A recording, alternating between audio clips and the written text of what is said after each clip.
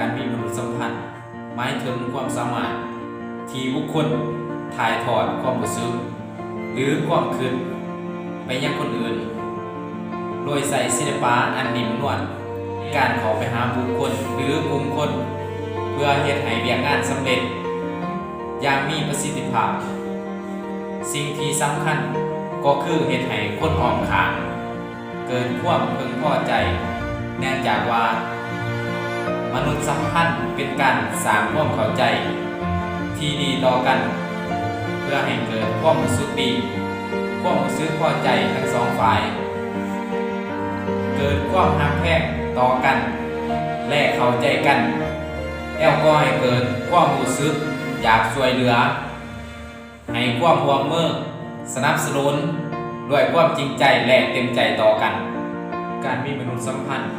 แม้นมีความสำคัญอย่างยิ่งเนื่องจากว่าการสร้างความเข้าใจซึ่งกันและกันเป็นสิ่งที่จำเป็นของมนุษย์เฮาไผๆก็ต้องการความพอใจความรักแพงความสนิทสนมและอยู่ร่วมกันโดยสันติ